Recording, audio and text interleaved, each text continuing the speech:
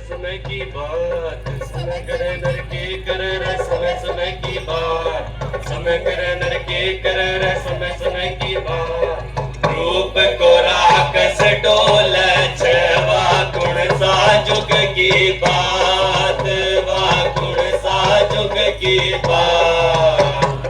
बैठोरी जे पावना रे खिले उछुतार, बैठोरी जे पावना रे खिले उछुतार। ओ बाड़ी छबी तरने पीस बाड़ी छबार, पीस बाड़ी छबार।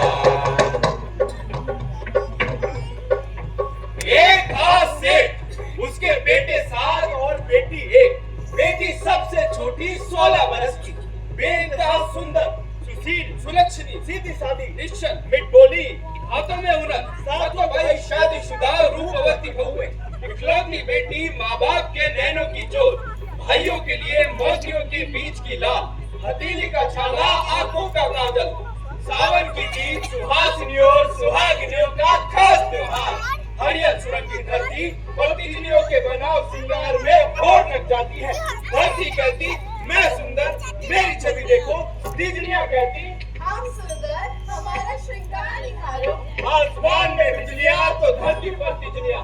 उधर कोयल दादुल मोर पपैया सुहाने बोलते हैं, इधर तिजनियों के गीत रस बोलते हैं। उधर चिड़िया, इधर तिजनियां, उधर तोतों की डोली, इधर तिजनियों का जत्था। बादल बादल में बिजलियों की चमक, झूले झूले पर तिजनियों का उत्साह। आषाढ़ गया तो सुरंग सावन आया।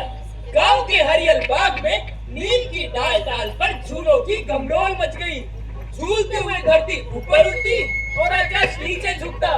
दो तीजनियां संग संग झूल रही थी। उस उत्सव के आगे इंद्रलोक का रंग भी फीका पड़ गया था।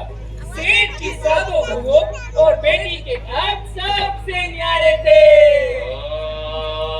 कोयल कूकी बादल छट गयो बीजलिया चमके छे, कोयल कूकी बादल छट गयो बीजलिया चमके छे। ईंदा नीचे बीजलिया की लार लागे छे, ईंदा नीचे बीजलिया की लार लागे छे, ईंदा नीचे बीजलिया की लार लागे छे, ईंदा नीचे बीजलिया की लार लागे छे, ईंदा नीचे बीजलिया की लार लागे छे। ओ झूल भी छोरा आपस में ओड लगावे छे, झूल भी छोरा आपस में ओड लगावे छे। अब की बारी गुण सासू को नाक तोड़ लावे, अब की बारी गुण सासू को नाक तोड़ लावे।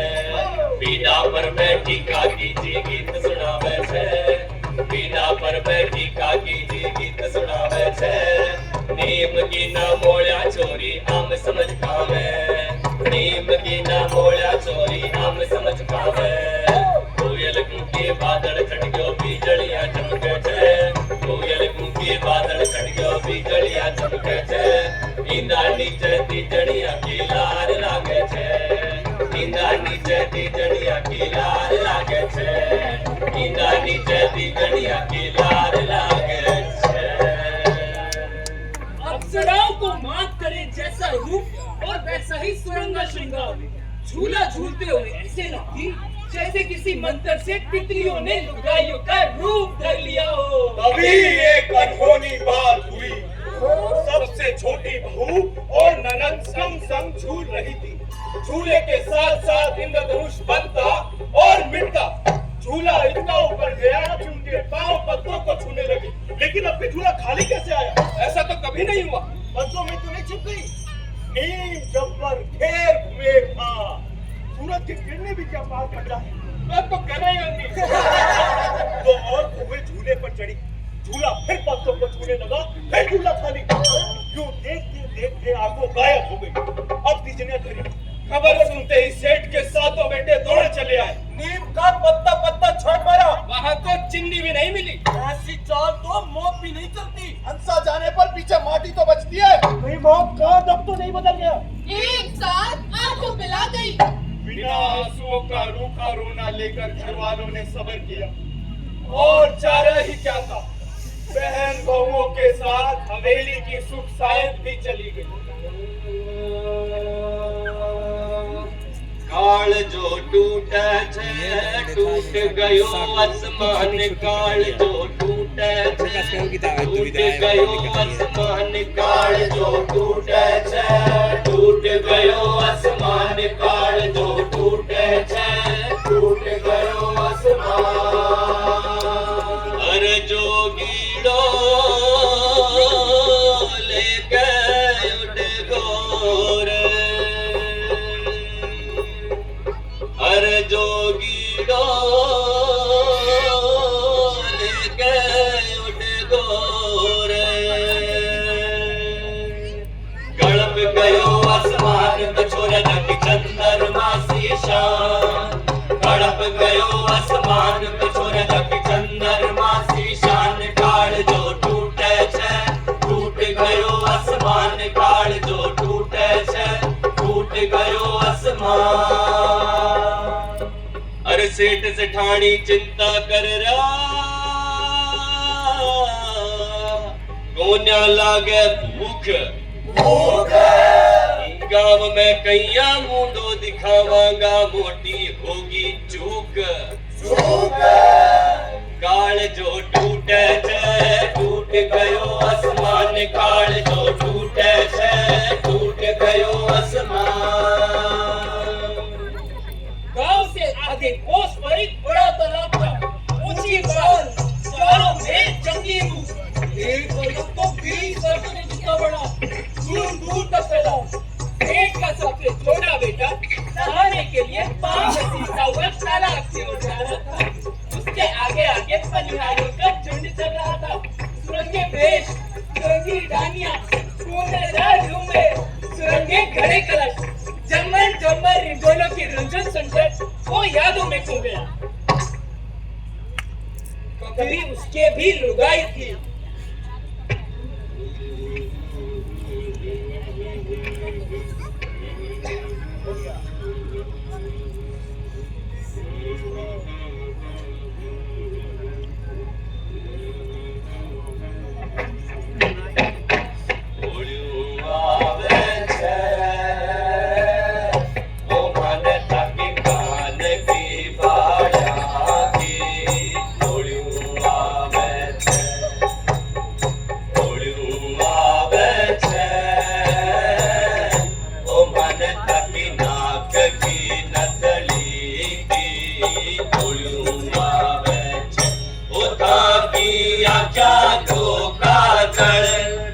कोई बरखा का बादल ताकि क्या को काजल नैया कोई बरखा का बादल बोलू आवे छे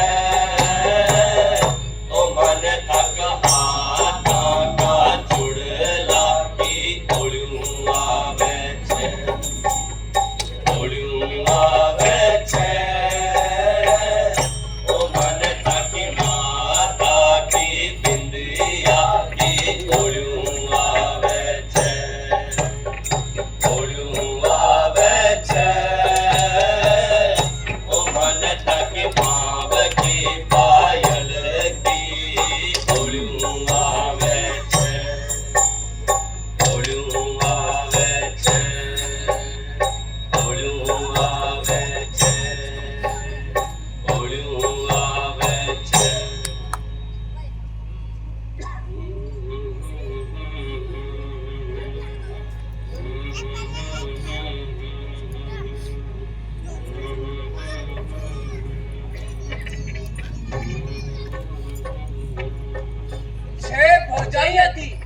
एक बहन थी